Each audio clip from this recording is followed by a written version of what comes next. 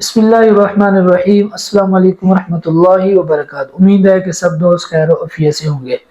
3 रमज़ानुल मुबारक की इबादत, 3 रमज़ानुल मुबारक के वज़ीफ़े, ये वो वजीफे हैं जिसके करने से इंसान की नस्लें अमीर हो जाती हैं। साल साल रिज़्क ख़त्म नहीं होता, साल साल इंसान के रिज़्क में अल्लाह बरकतें अता फरमाता है। 1 रमज़ानुल मुबारक के वज़ीफ़े आपने सुने, 2 रमज़ानुल मुबारक के वज़ीफ़े भी सुने, 3 रमज़ानुल मुबारक के वज़ीफ़े अभी आपको बताने हैं।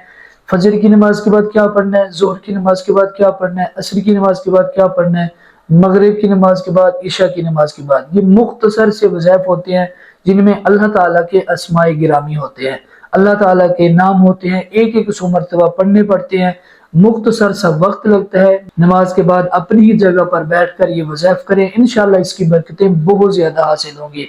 हमारे अकाउंट पर अगर आप न्यू हैं तो हमारे अकाउंट को सब्सक्राइब कर दें ताकि आइंदा हर आने वाली वीडियो आप तक पहुंचती रहे। अब चलते हैं वज़ीफ़े की तरफ।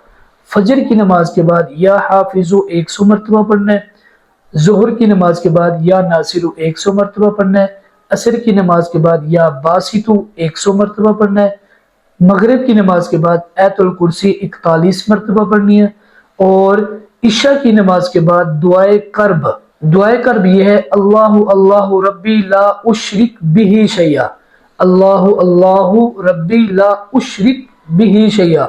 ये है दुआए कर्ब, और ये ऐसी दुआ है जिसके बाद बंदा अपने लिए जो भी दुआ मांगता है अल्लाह दुआ को कबूल फरमाता है।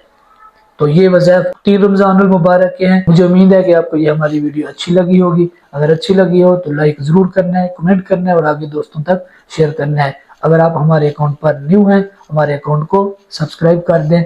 इंशाअल्लाह मिलते हैं न्यू वीडियो में। जज़ाकुमुल्लाहु खैरा।